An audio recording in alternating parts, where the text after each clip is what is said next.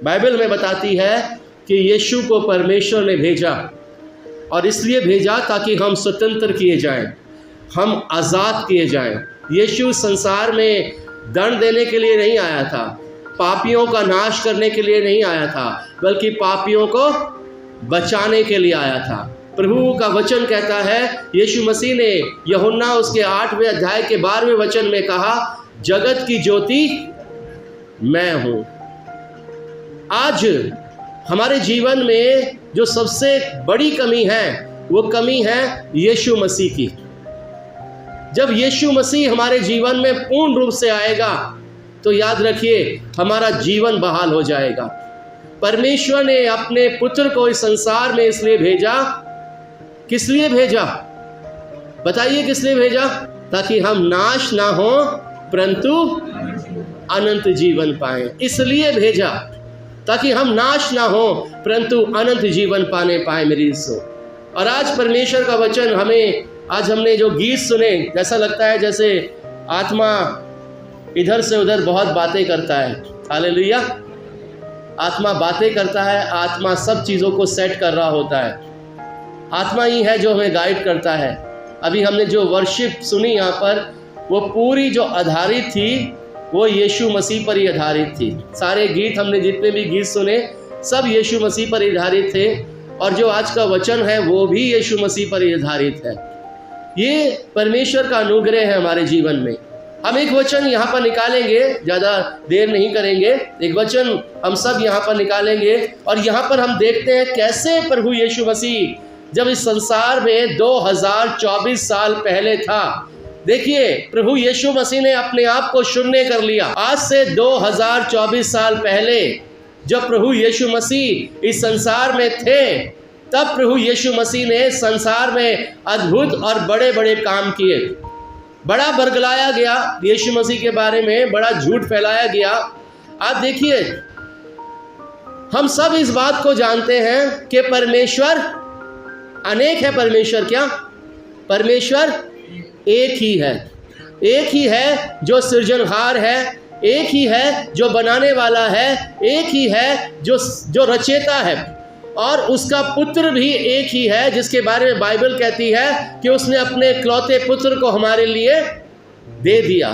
शैतान जब हमारे जीवन में आता है तो वह हमें कंफ्यूज करता है। याद रखिए, कंफ्यूज करेगा कि हमारा ध्यान उस सच्चे परमेश्वर से हटकर इधर उधर भटक जाए। और यही शैतान ने किया। अब सब मनुष्य क्या कर गए? भटक गए। कहाँ से निकले थे? उस वाटिका से निकले थे। एक ही परमेश्वर था जो आदम से बात करता था, आदम से मेल मिलाप करता था, आदम के साथ वार्तालाप करता था। लेकिन जब वहाँ से आप देखिए, जब पाप इस संसार में समा गया, बुराई इस संसार में समा गई, तब शैतान ने अपनी प्रभुता यहाँ पर कायम की। उसने तमाम प्रकार के ईश्वर यहाँ पर भर दिए, बहुत सारे, और मनुष्य भटक गया। अगर ये नहीं सुनेगा तो वो सुन लेगा, अगर वो नहीं सुनेगा तो उसके पास चले जाएंगे, अगर वहाँ नहीं हुई बात तो वहाँ चले जाएंगे, अगर इससे नहीं हुआ तो वहाँ चले जाएंगे। भटका दिया वहाँ पर। लेकिन बाइबल कहती है कि परमेश्वर ने जगत से ऐसा प्रेम किया कि उसने अपना इकलौता पुत्र दे दिया। वो परमेश्वर जो सारी सृष्टि का परमेश्वर है, जिसके बारे में बाइबल कहती है कि वो अद्वैत परमेश्वर है, वो सनातन काल का परमेश्वर है, वो हम सबको बनाने वाला और सारी मानव जाति को रचने वाला परमेश्वर है। बाइबल कहती है कि कोई भी उससे अनजान नहीं है, कोई भी, सब उसे जानते हैं, लेकिन फिर भी उससे अलग हो गए हैं, फिर भी अपने आप को उससे अलग कर लिया और अपने आप को सृष्टि की उपासना, सृष्टि की महिमा, सृष्टि की प्रशंसा के लिए सौंप दिया। उन्होंने सृष्टि में से ही अपने आप को अपने ईश्वर बना लिए, सृष्टि में से ही अपने आप देखिए परमेश्वर ने आदम को कैसे बनाया था, कैसे बनाया था? बाइबल कहती है परमेश्वर ने उसे भूमि की मिट्टी से रचा, मिट्टी से रचा, और उस मिट्टी में अपने जीवन का, मनुष्य ने क्या किया? उसी मिट्टी में से अपने लिए एक ईश्वर तैयार कर लिया। और उसी को दंडवत किया, उसी की आराधना करी, उसी की प्रशंसा करी, उसी की तारीफ करी और उस अद्वैत परम पवित्र महान परमेश्वर से अपने आप को क्या कर लिया? अलग कर लिया। उससे अपने आप को अलग कर लिया मेरे हिस्सों। लेकिन प्रभु हमसे इतना प्यार करता है कि वो फिर भी नहीं चाहता कि हम नाश हो जाएं। वो परमेश्वर हमसे इतना प्यार करता है कि उसने अपने इकलौते पुत्र को हमारे लिए संसार में भेज दिया। और वो जब पुत्र इस संसार में आता है तो वो कहता है कि जीवन की ज्योति, जगत की ज्योति मैं हूं। मैं हूं जगत की ज्योति। तुम अंधकार में पड़े हो, मुझे ले लो, तुम्हारे जीवन में ज्योति आ जाएगी, तुम्हारे जीवन में उजाला आ जाएगा। ये बाइबल हमें बता रही है मेरी हिस्सों। और यहाँ पर आप देखिए लूका उसके 17वें अध्याय में हम यहाँ पर देखते हैं, अगर हम लूका उसके 17वें अध्याय के 11वें वचन से पढ़े तो यहाँ पर क्या लिखा है, पढ़िए जरा कोई भी जन। ऐसा हुआ कि वे यरूशलेम जाते हुए सामरिया और गलील के बीच से होकर जा रहा था। कौन जा रहा था? यीशु मसीह जा रहा था। यीशु मसीह रास्ते में है, एक नगर से दूसरे नगर में जा रहे हैं। अब वो रास्ते में है तो देखिए रास्ते में क्या घटित उनके साथ हो रहा है। आगे क्या लिखा है? किसी गांव में प्रवेश करते समय उसे 10 कोढ़ी मिले। देखिए किसी गांव में जब वो वहां से होकर जा रहा है तो एक गांव में से जब वो होकर निकल रहा है तो वहां पर उसे कितने कोढ़ी मिलते हैं? 10 कोढ़ी मिलते हैं। आगे क्या लिखा है? उन्होंने दूर खड़े होकर ऊंचे शब्द से कहा, हे यीशु, हे स्वामी, हम पर दया। अब वो जब कोढ़ी हैं तो उन्होंने दूर से ही खड़े होकर उससे कहा, क्योंकि उस समय जो कोढ़ है वो बड़ा छूत का रोग समझा जाता था। वो एक से दूसरे की तरफ शिफ्ट होता था, ट्रांसफर होता था। जैसे अभी कोरोना आया था ना, कोरोना भी क्या हुआ था, अगर आप किसी की संगति करोगे तो कोरोना आपको हो जाएगा। ऐसे ही कोढ़ है मेरी सो। कोढ़ उस समय एक अशुद्ध बीमारी समझी जाती थी कि कोई भी कोढ़ी के साथ रहेगा तो उसे भी वो रोग हो जाएगा।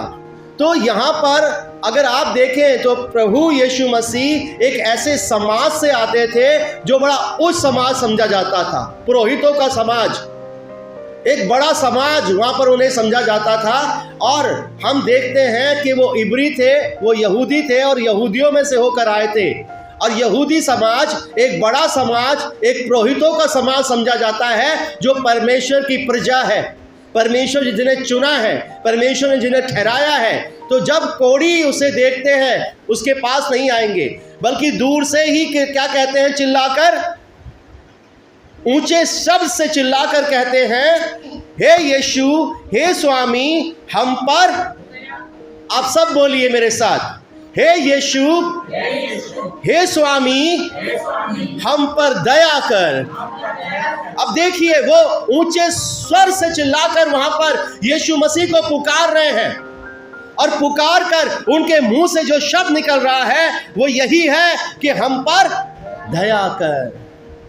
दयावंत है वो दया करने वाला है, उसके अंदर प्रेम है, उसके अंदर नम्रता है।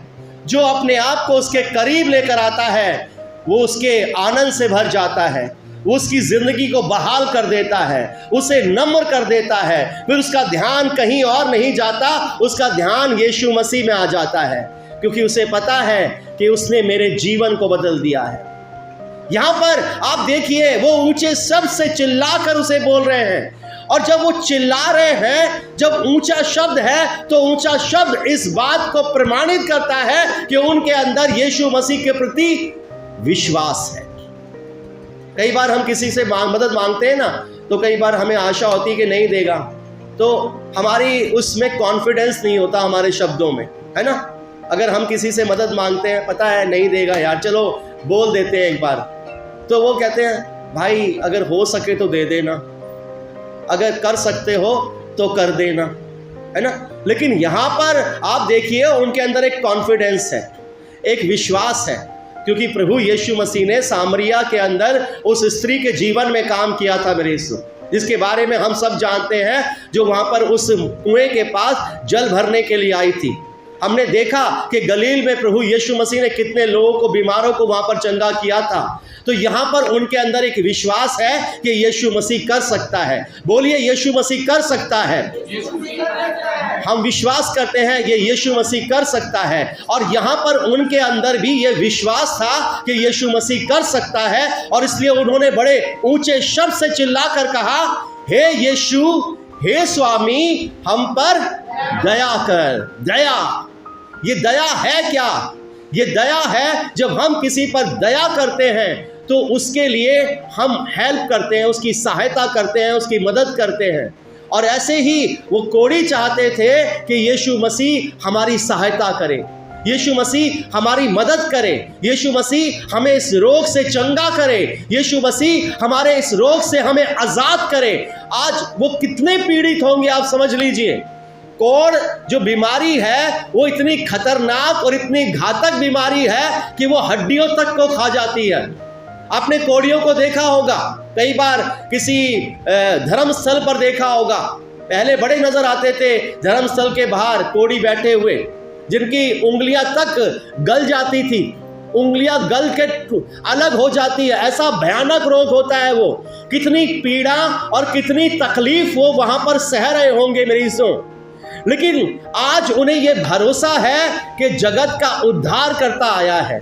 आज उन्हें यह भरोसा है कि जगत की ज्योति आई है। इसलिए वो बड़ी ऊंचे शब्द से दूर ही से खड़े होकर, पास नहीं आए बल्कि दूर ही से खड़े होकर पुकार रहे हैं, क्योंकि उन्हें विश्वास है कि अगर यीशु चाहे तो यहीं से कर सकता है। आज अगर हमें यह विश्वास है कि यीशु आज ही मेरी प्रॉब्लम को सॉल्व कर सकता है और स्वर्ग से ही कर सकता है, तो आपके विश्वास के अनुसार आपके जीवन में वो कार्य हो जाएगा। मेरी सुन, आपकी हर एक वो इम्पॉसिबल चीजें वो पॉसिबल हो जाएगी जब आपको यह विश्वास होगा कि परमेश्वर का इकलौता पुत्र आज जो जीवित है, जो मृत्यु को हरा चुका है, आज भी मेरे जीवन में कार्य कर सकता है। तब आपके शब्दों में निराशा नहीं होगी, आपके शब्दों में अविश्वास नहीं होगा, बल्कि आपके शब्दों में विश्वास होगा और आप कहोगे, हे यीशु, हे स्वामी, मुझ पर दया कर। हालेलुया। अब देखिए वहां पर क्या होता है, आगे लिखा हुआ है, उसने उन्हें देखकर कहा, जाओ और अपने आप को याजक को दिखाओ। अब कई लोग ये सोचेंगे कि भाई ये कैसा व्यक्ति है, कैसी अजीब सी बातें कर रहा है। सब तो ये कहते हैं कि अपने आप को डॉक्टर को दिखाओ, हॉस्पिटल में जाकर दिखाओ, लेकिन ये क्या है? ये अलग सा ही सलाहकार है, अलग सा ही काउंसलर है, अलग ही तरीके से बात कर रहा है। अगर ये चाहता तो हमें कहता कि जाकर किसे दिखाओ, डॉक्टर को दिखाओ, किसी अच्छे ऐसे सर्जन को दिखाओ जो इसका इलाज कर सके। लेकिन यीशु मसीह यहां पर क्या कह रहा है? अपने आप को याजक को दिखाओ। हालेलुया। मेरे अजीजों, यीशु मसीह संसार का सबसे बुद्धिमान, सबसे ज्ञानी और सबसे पराक्रमी परमेश्वर है। मेरी सुन, वो शैतान को शैतान की बातों में फंसाने वाला है। आप देखिए, जब यीशु मसीह के पास वो शैतान यीशु मसीह की परीक्षा लेकर आता है, तो यीशु मसीह शैतान को शैतान की बातों में ही फंसा देता है। ऐसा बुद्धिमान, ऐसा तेजस्वी हम कह सकते हैं यीशु मसीह को। और उसका कारण क्या है? वो परमेश्वर का इकलौता पुत्र है, परमेश्वर की ओर से आया है। यहां पर आप देखिए वो क्यों कहना चाह रहा है इस बात को। वो उस व्यवस्था की तरफ लेकर जा रहा है जब परमेश्वर ने वो व्यवस्था ठहराई थी, जिसे हम व्यवस्था और उसके 14वें अध्याय को अगर हम निकालें और 14वें अध्याय के 1 से लेकर हम इसे पढ़ेंगे। फिर यहोवा ने मूसा से कहा, कोढ़ी के शुद्ध ठहराने की व्यवस्था ये है। देखिए, कोढ़ी की शुद्ध ठहराने की व्यवस्था सुन लीजिए यहां पर क्या है। उसने क्यों कहा याजक को जाकर दिखा? बाइबल हमें बताती है कि व्यवस्था में कोढ़ी को कैसे शुद्ध किया जाता था। तो उसे याजक के पास ही लाया जाता था। बाइबल हमें बता रही है, इसे 1 से लेकर 9 तक पढ़िएगा। वह याजक के पास पहुंचाया जाए वो याजक के पास पहुंचाया जाए और याजक छावनी के बाहर जाए। और याजक किसके पास जाए? छावनी के पार जाए। और याजक उस कोढ़ी को देखे जी और यदि उसके कोढ़ की व्याधि चढ़ी हुई हो जी तो याजक आज्ञा दे कि शुद्ध ठहराने वाले के लिए 2 शुद्ध और जीवित पक्षी, देवदारू की लकड़ी और लाल रंग का कपड़ा और जूफा ये सब लिए जाए। जी और याजक आज्ञा दे कि एक पक्षी बहते हुए जल के ऊपर मिट्टी के पात्र में बलि किया जाए। तब वह जीवित पक्षी को देवदारू की लकड़ी और लाल रंग के कपड़े और जूफा इन सबों को लेकर एक संग पक्षी के लहू में जो बहते हुए जल के ऊपर बलि किया गया है बात जी और कोढ़ से शुद्ध ठहरने वाले पर 7 बार छिड़क कर उसको शुद्ध ठहराए। आप ध्यान से सुनिएगा इस चीज को, उसकी पद्धति को देखिए, कैसे उस व्यक्ति को शुद्ध किया जा रहा है और उसके लिए क्या क्या चढ़ावा चढ़ाना है, क्या क्या करना है, ये बाइबल व्यवस्था में बता रही है। आगे क्या लिखा हुआ है? तब उस जीवित पक्षी को मैदान में छोड़ दे जी और शुद्ध ठहराने वाले अपने वस्त्रों को धोए और सब बाल मुड़वा कर जल से स्नान करें। जी तब वह शुद्ध ठहरेगा। तब वो क्या ठहरेगा? शुद्ध ठहरेगा। और उसके बाद वह छावनी में आने पाए, परंतु 7 दिन तक अपने डेरे से बाहर ही रहे। और 7वें दिन वह सिर, दाढ़ी और भौहों के सब बाल मुंडाए और सब अंग मुंडन कराए और अपने वस्त्रों को धोए और जल से स्नान करे, तब वह शुद्ध है। देखिए, शुद्ध होने के बाद या शुद्ध करने के बाद क्या क्या पद्धति है, यहाँ पर बाइबल हमें बता रही है। उस पुरानी व्यवस्था के अनुसार लिखा हुआ है, और शुद्ध ठहराने वाला अपने वस्त्रों को धोए और सब बाल मुंडवा कर जल से स्नान करे, तब वह शुद्ध ठहरेगा। और उसके बाद वह छावनी में आए, परंतु 7 दिन तक छावनी के बाहर रहे। ये शुद्ध ठहराने वाले के बारे में है मेरी सो। और आगे क्या लिखा है? और 7वें दिन वह सिर और दाढ़ी और बोहों के सब बाल, देखिए सर के बाल, आपके ये वाले बोहें, ये भी, और आपकी पूरी दाढ़ी मूछें सब साफ कर देनी है उसने, कोई भी बाल नहीं रहना चाहिए, मुड़ाए और सब अंग मुंडन कराए और अपने वस्त्रों को धोए और जल से स्नान करे, तब वह शुद्ध ठहरेगा। लेकिन यहाँ पर आप एक ऐसे याजक को, मैं इसे याजक नहीं कहता, मैं तो इसे महायाजक कहता हूँ। यीशु मसीह कौन है? महायाजक। यीशु मसीह को हम कहते हैं वो प्रभुओं का भी प्रभु है, वो राजाओं का भी राजा है। और बाइबल उसके बारे में कहती है प्रभुता उसके कांधे पर होगी। प्रभु यीशु मसीह इतना सामर्थी है, हम यहाँ पर देख सकते हैं उसकी सामर्थ को। वो कहता है जाओ अपने आप को याजकों को दिखाओ, और वो क्या होते हैं? वो जाते जाते ही शुद्ध हो जाते हैं। बाइबल हमें यहाँ पर लूका उसके 17वें अध्याय के 14वें वचन में देखते हैं, यीशु मसीह उनसे कहते हैं जाओ अपने आप को याजकों को दिखाओ, और वो जाते जाते ही शुद्ध हो जाते हैं। मेरी सो देखिए, ये वचन वो वचन है जिसमें सामर्थ है। ये मुंह से निकला, किसके मुंह से निकला है? परमेश्वर के इकलौते पुत्र के मुंह से निकला है। अभी उन्हें कुछ करने की जरूरत नहीं है, अभी वो बिल्कुल शुद्ध हो गए हैं, अभी वो अपने रोग से चंगे हो गए हैं, क्योंकि उनका सामना किसके साथ हुआ है? प्रभु यीशु मसीह के साथ हुआ है। यीशु मसीह की दया उन पर हुई है। वो बड़े जोर से चिल्लाकर वहां पर कह रहे थे और पूरे विश्वास के साथ कह रहे थे, हे यीशु, हे स्वामी, हम पर दया कर। हालेलुया। हे यीशु, हे स्वामी, हम पर दया कर। हालेलुया।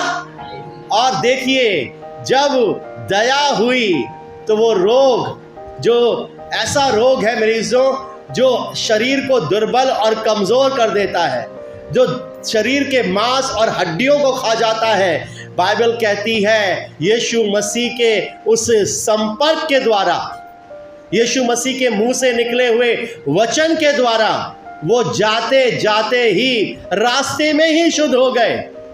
उन्हें याजकों को दिखाने की जरूरत ही नहीं पड़ी, उन्हें अपना इलाज कराने की जरूरत ही नहीं पड़ी। बाइबल कहती है कि वो रास्ते में ही क्या हो जाते हैं? शुद्ध हो जाते हैं।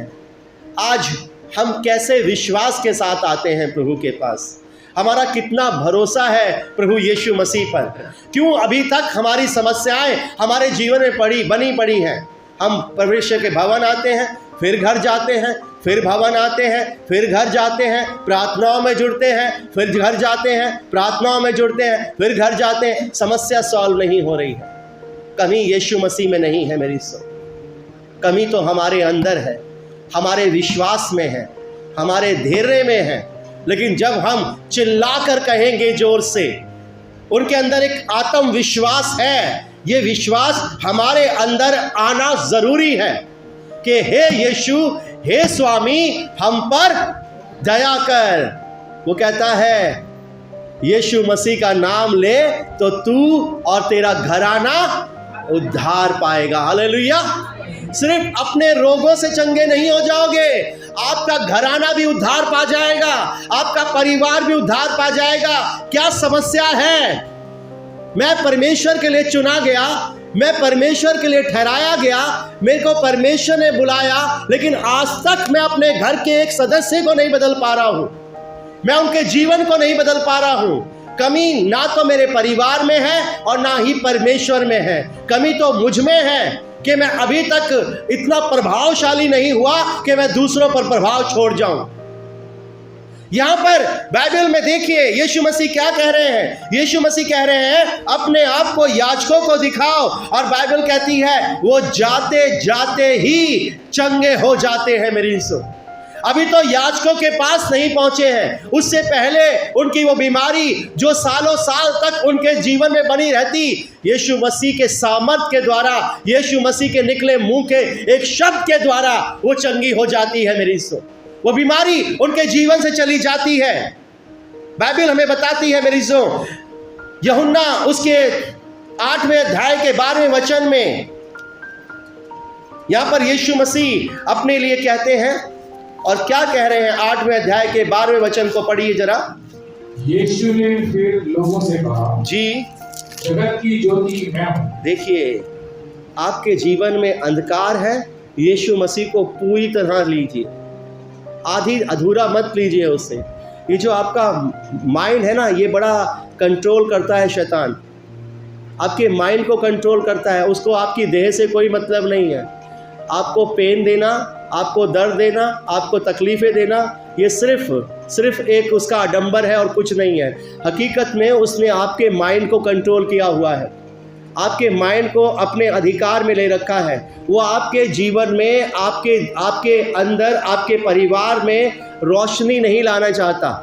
वो चाहता है आप अंधकार में ही फंसे रहो, ताकि वो समस्या जो आपके जीवन में बनी पड़ी है वो हमेशा बनी रहे, वो बीमारियां जो आपके जीवन में बनी पड़ी है वो हमेशा बनी रहे। लेकिन यीशु मसीह क्या कह रहे हैं? मैं जगत की ज्योति। देखिए, वो जगत की ज्योति है और हम अंधियारे में हैं, हम अंधकार में हैं, हमारे अंदर अंधकार भरा पड़ा है। अब इस अंधकार को कौन हमारे जीवन से दूर करेगा? हमारे जीवन से अंधकार को दूर करने के लिए हमें यीशु मसीह की ज़रूरत पड़ेगी, क्योंकि यीशु मसीह आप ही यहाँ पर कह रहे हैं मैं जगत की, ध्यान से सुनिएगा, किसकी ज्योति है वो? जगत की ज्योति। मतलब जगत में रहने वाले हर एक व्यक्ति, हर एक चीज़ की वो ज्योति है। कोई भी चीज़ इस संसार के अंदर है वो सबके लिए ज्योति है। क्या लिखा है? आगे पढ़िए। जो मेरे पीछे हो लेगा, जो मेरे पीछे हो लेगा वो अंधकार में ना चलेगा। देखिए, वो जो कोढ़ी हैं, वो जो अशुद्ध हैं, जो बीमारी से भरे पड़े हैं, वो यीशु मसीह के पीछे हो लिए। और जब उसके पीछे हो लिए तो पीछे से चिल्लाकर, जोर से, ऊंचे शब्द से पुकार कर कह रहे हैं, हे यीशु, हे स्वामी, हम पर दया कर। जो मेरे पीछे हो लेगा वो अंधकार में नहीं चलेगा, वो कष्टों में नहीं चलेगा, वो दुखों में नहीं चलेगा, वो बीमारियों में नहीं चलेगा, वो लड़ाई झगड़ों में नहीं चलेगा, बल्कि वो ज्योति में आ जाएगा। क्योंकि मैं क्या हूं? मैं जगत की, यीशु मसीह कह रहे हैं मैं जगत की ज्योति हूं। पढ़िए आगे। परंतु जो जीवन की ज्योति पाएगा। परंतु वो क्या पाएगा? जीवन की ज्योति पाएगा। हालेलुया। आज हमें यीशु मसीह के पीछे चलने की बहुत सख्त जरूरत है। मेरी यीशु मसीह के बारे में लिखा है वो जगत का उद्धार करता है। शैतान भी इस बात को जानता है, सारी सृष्टि इस बात को जानती है, सब इस बात को जानते हैं। वो छुपे हुए भी जानते हैं, वो प्रकट रूप में भी जानते हैं। सारा संसार इस बात को जानता है यीशु मसीह जगत की ज्योति है, यीशु मसीह उद्धार करता है। लेकिन फिर भी उसके पीछे नहीं आना चाहते मेरी, फिर भी उसके करीब नहीं आना चाहते। लेकिन जितनों ने उसे पुकारा और विश्वास के साथ पुकारा, प्रभु यीशु मसीह ने उनके जीवन को बदल के रख दिया। ऐसे ही एक अंधों का वर्णन भी बाइबल में करती है मेरी दोस्तों। बाइबल में अंधों के वर्णन को हम देखते हैं मत्ती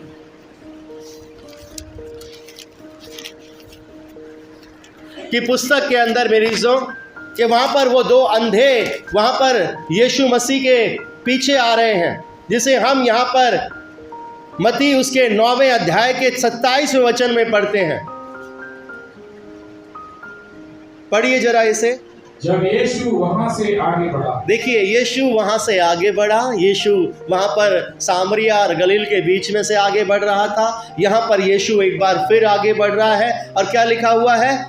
तो दो अंधे उसके पीछे ये पुकारते, जो मेरे पीछे हो लेगा वो अंधकार में नहीं चलेगा। उसके पीछे हो लेना है, पूरी तरह से उसके पीछे हो लेना है। बाइबल यहाँ पर कहती है कि वो दो अंधे उसके पीछे ये पुकारते हुए चले, हे दाऊद की संतान, हम पर दया कर। वहां पर आप देखिए, वहां पर यीशु मसीह को वो कोढ़ी क्या पुकार कर कह रहे हैं? हे स्वामी, हे यीशु, हे स्वामी, हम पर दया कर। यहाँ पर अंधे भी कह रहे हैं हे दाऊद की संतान, हम पर दया कर। और आगे, जब वह घर में पहुंचा जी, तो वे अंधे उसके पास आए और यीशु ने उनसे कहा, क्या तुम्हें विश्वास है कि मैं ये कर सकता हूँ? उन्होंने उससे कहा, हाँ प्रभु। तब उसने उनकी आंखें छूकर कहा, तुम्हारे विश्वास के अनुसार तुम्हारे लिए हो। और उनकी आंखें खुल गईं। यीशु ने उन्हें चिताकर कहा, सावधान, कोई इस बात को ना जाने। देखिए वहां पर आप देखिए यीशु मसीह ने क्या कहा? विश्वास करते हो? उसने कहा हाँ करते हैं। उसने कहा तुम्हारे विश्वास के अनुसार हो। और बाइबल कहती है वो क्या करने लगते हैं? वो देखने लगते हैं। यहाँ पर हम देखते हैं वो यीशु मसीह, बैठ सकते हैं, वो देखते हैं कि वो यीशु मसीह के पीछे हो लिए और उनका कोढ़ जाता रहा।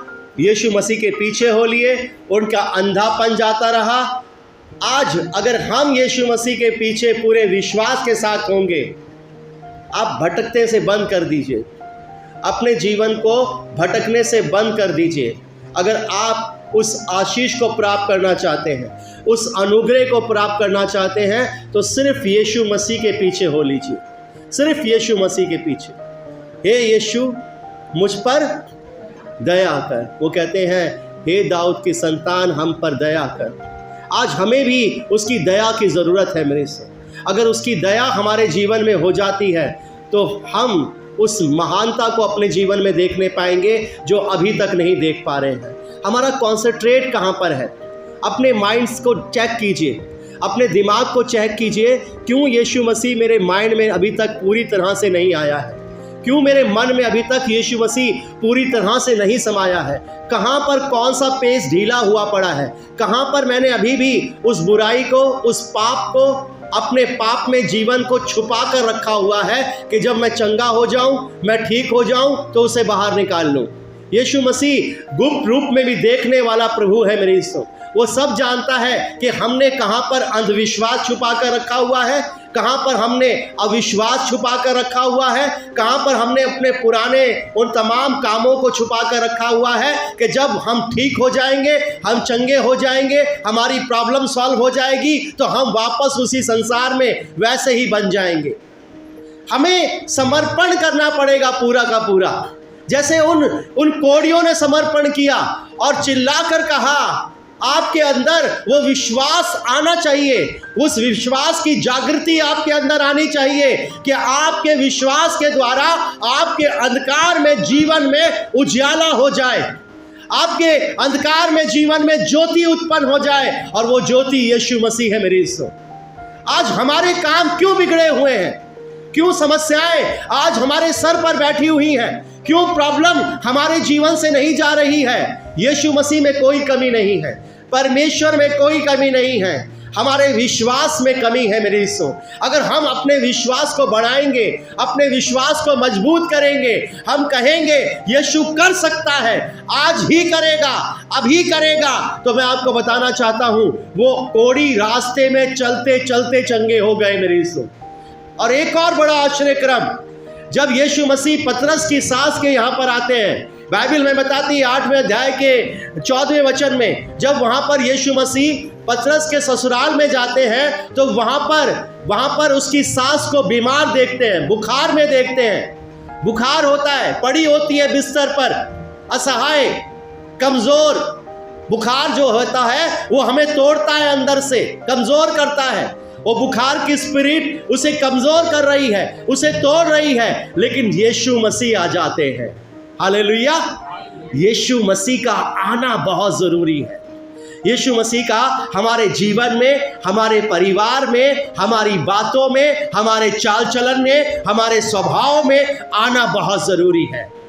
यीशु मसीह पतरस के ससुराल में आ जाते हैं, और जब उसकी सास को ज्वर में पड़ा हुआ, बुखार में पड़ा हुआ देखते हैं, तब उसके हाथ को पकड़ते हैं। कैसा स्पर्श किया होगा यीशु मसीह ने, कैसा छुआ होगा उसके हाथ को, कि जब उसके हाथ को वो छूते हैं तो एक सामर्थ ट्रांसफ़र होती है। यीशु मसीह की वो सामर्थ उसके अंदर से निकलकर उस पतरस की सास के अंदर चली जाती है, और बाइबल कहती है वो ज्वर उतर जाता है, वो बुखार उसी समय उतर जाता है। और बाइबल यहाँ तक नहीं कहती, बाइबल ये भी कहती है कि उसके बाद वो उठकर उनकी सेवा करने लगती है, उनकी सेवा करने लगती है। एक बार ऐसे ही मेरी मैं और भाई अंकित एक जगह प्रार्थना करने के लिए गए थे। जब वहाँ पर हम उस फैमिली के अंदर गए तो वहाँ पर वो जो एक बहन थी वो अपने बिस्तर पर बीमार पड़ी हुई थी और बुखार था, बिल्कुल अपनी चरपाई पर लेटी हुई थी। और जब हम वहाँ पर गए तो मैंने उनसे कहा कि तुम ठीक हो जाओगी, और उसके बाद हम वहाँ पर प्रार्थना करनी हमने शुरू कर दी। वो लेडी जो बिस्तर पर लेटी हुई थी, कमज़ोर पड़ी हुई थी, बिल्कुल टूटी पड़ी थी, वो अपने बिस्तर से उठी और उठकर उन्होंने हमारे लिए पकोड़े बनाए, चाय बनाई और हमारे साथ मिलकर परमेश्वर की महिमा कर रही थी। उनका बुखार उसी समय उतर गया। हालेलुया! यीशु मसीह से सब कुछ हो सकता है मेरी इज्जत। याद रखिए, यीशु मसीह सिर्फ हमारी बीमारी को नहीं निकालेगा, हमारे जीवन की कमजोरियों को भी निकाल देगा। वो जो हमें तीस करती हैं, जो हमें कमजोर करती हैं, वो सारी चीजें हमारे जीवन से दूर हो जाएगी, क्योंकि जब हम उसके पीछे हो लेंगे तो हमारे जीवन का अंधकार मिट जाएगा और हमारे जीवन में उजियाला आ जाएगा। वो कोई नॉर्मल परमेश्वर ईश्वर नहीं है मेरी इज्जत। बाइबल कहती है वो राजाओं के भी राजा और प्रभुओं के भी प्रभु की संतान है। वो यीशु मसीह है जिसने हमसे इतना प्रेम किया कि अपने आप को इस क्रूस पर दे दिया है, ताकि हम जीवन पाएं और बहुत आयत का जीवन पाएं। बस उसके पीछे हो लीजिए, मत देखिए दाएं, मत देखिए बाएं, किसी और की तरफ नहीं ताकना, किसी और की तरफ मत ध्यान दीजिए, बल्कि यीशु मसीह की तरफ कॉन्सेंट्रेट कीजिए और ऊंचे शब्द के साथ पुकार कर, आधे अधूरे विश्वास के साथ नहीं। यीशु मसीह आपकी प्रार्थनाओं को नहीं देखेगा कितने आप स्ट्रांग शब्दों का वर्णन वहां पर कर रहे हैं, कितनी लंबी प्रार्थनाएं कर रहे हैं, ये नहीं देखेगा यीशु मसीह। कितनी जोर से आप आराधना कर रहे हैं नहीं देखेगा, वो आपके विश्वास को देखेगा कि आप जब अंदर से शब्दों को बाहर निकाल रहे हैं उनमें विश्वास है कि नहीं है। आपके एक एक शब्द के अंदर विश्वास अविश्वास, विश्वास अविश्वास, विश्वास अविश्वास उनके ऊपर लिखा होगा। आपके मन के अंदर सब झांक लेता है परमेश्वर, और जब यीशु मसीह ने उनके अंदर देखा तो विश्वास देखा, उन्होंने कहा तुम्हारे विश्वास के अनुसार हो, और वो अंधे देखने लगे। हालेलुया। उनके ऊंचे शब्दों में सामर्थ थी। आज हमारे ऊंचे शब्दों में अगर सामर्थ होगी तो याद रखिए शैतान तो हारा हुआ है, शैतान तो हमारे कदमों के नीचे है। वो हमारा कुछ नहीं बिगाड़ सकता, कभी नहीं बिगाड़ सकता। हम कमजोर पड़ते हैं, याद रखिए। हम पहलवान के सामने जाकर खड़े हो जाते हैं और कहते हैं हमारे अंदर सामर्थ है, लेकिन हमें कोई भी युक्तियां चलनी नहीं आती, कोई भी कलाएं नहीं आती हैं, हमारे पास परमेश्वर का वचन नहीं होता, इसलिए हम हार जाते हैं। इसलिए अपनी हर कुश्ती में हम हारते हैं मेरी सुनो। लेकिन जब हमारे पास परमेश्वर का वचन है तो ये विश्वास है कि यीशु मसीह मुझ पर दया करेगा, यीशु मसीह मेरे परिवार पर दया करेगा, यीशु मसीह मेरे घराने पर दया करेगा, यीशु मसीह मेरे बच्चे पर दया करेगा, क्योंकि वो करेगा। और यही विश्वास उन कोड़ियों के अंदर है, यही विश्वास उन अंधों के अंदर है, और यही विश्वास आज हमारे अंदर है मेरी सो, कि यीशु मसीह हमारे लिए कर सकता है। हालेलुया। आप सब कहिए यीशु मसीह हमारे लिए कर सकता है, यीशु मसीह मेरे लिए कर सकता है। हे यीशु, हे स्वामी, हम पर दया कर। अब विश्वास कीजिए, जितने ऊंचे शब्द विश्वास के होंगे उतनी जल्दी आपके अंदर कार्य होगा। निढाल मत समझिए अपने आप को, कमजोर मत समझिए। बीमारियां आपका कुछ नहीं बिगाड़ सकती, बीमारियां सिर्फ आपको डरा रही हैं, दुष्ट आत्माएं सिर्फ आपको डरा रही हैं, कर्जे सिर्फ आपको डरा रहे हैं, फाइनेंशियल क्राइसिस आपको डरा रहे हैं, वो आपका कुछ नहीं बिगाड़ सकते, क्योंकि आपके साथ यीशु मसीह है, आपके साथ परमेश्वर है, आपके साथ जगत का कर्ता है, आपकी वो ढाल है। कोई आपका कुछ नहीं बिगाड़ सकता। बस आपके अंदर ये विश्वास होना चाहिए कि यीशु मसीह मेरे लिए कर सकता है, और वो आपके लिए कर जाएगा मेरी, क्योंकि उसने किया है। परमेश्वर आप सबको बहुत आशीष दे, बहुत बरकत दे, और मैं विश्वास करता हूँ ये वचन मेरे लिए है और मेरे जीवन में काम करेगा। आज से अपने अविश्वास की दौड़ को तोड़ डालिए, तोड़ डालिए उस दौड़ को, उस डोर जो है वो जो आपने बांध रखी है उसे तोड़ डालिए। आज आपको अपने मन को चेक करना पड़ेगा, अपने माइंड को चेक करना पड़ेगा कि मेरे अंदर विश्वास है भी कि नहीं है, या मैं झूठा विश्वास लेकर डोल रही हूँ, झूठा विश्वास लेकर डोल रहा हूँ। आज आपको ऊंचे शब्द से कहना पड़ेगा। और याद रखिए, डरता है शैतान जब हम ऊंचे शब्द से पुकारते हैं, क्योंकि उसे पता होता है इसके अंदर विश्वास आ गया है। वो हमारे विश्वास से डरता है, वो हमारे विश्वास से घबराता है। जब हम ऊंचे शब्द से चिल्ला कर कहेंगे वो थर थर कांपने लगेगा, वो डर जाएगा मेरी सुन।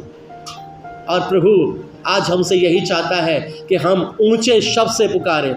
मैं आपको बताना चाहता हूँ, शैतान आपके शब्दों से डरता है, आपके विश्वास के शब्दों से डरता है। आप विश्वास के साथ कहिए कि तू मेरे घर में काम नहीं कर सकता, वो नहीं करेगा मेरे यीशु। आप विश्वास के साथ कहिए तू मेरे बच्चों के जीवन में काम नहीं कर सकता, वो नहीं कर सकता मेरे यीशु। आप विश्वास के साथ कहिए तू मेरे शरीर में काम नहीं कर सकता, वो नहीं करेगा मेरे यीशु। ये विश्वास हमारे अंदर होना चाहिए। उनके अंदर विश्वास था और उन्होंने ऊंचे शब्द से कहा, हे यीशु, हे स्वामी, हम पर दया कर। शैतान डर गया। अब तो यीशु के पर विश्वास आ गया है, अब तो यीशु पर भरोसा हो गया है, अब मेरी यहाँ पर नहीं चलेगी। और वो बीमारी उन्हें छोड़कर चली गई। आज हमारे जीवन की बीमारियां भी हमें छोड़कर जा सकती हैं। कोई भी छोटी प्रॉब्लम आपका कुछ नहीं बिगाड़ सकती। आपके साथ यीशु मसीह है। याद रखिए, जगत का कर्ता आपके साथ है, जगत की ज्योति आपके साथ है, परमेश्वर का पुत्र आपके साथ है, जिसने शैतान को अपनी एड़ी में कुचला है। आप भी कुचल सकते हो शैतान को अपनी एड़ी में, लेकिन उसके लिए आपको विश्वास की जरूरत पड़ेगी। प्रेस आपके अंदर जो विश्वास होगा, आपकी परिस्थितियां घुटने टेक देंगी आपके सम्मुख। लेकिन पोलाइट नहीं होना है शैतान के सामने। परमेश्वर के लोगों के सामने पोलाइट हो जाओ, नम्र हो जाओ, है ना।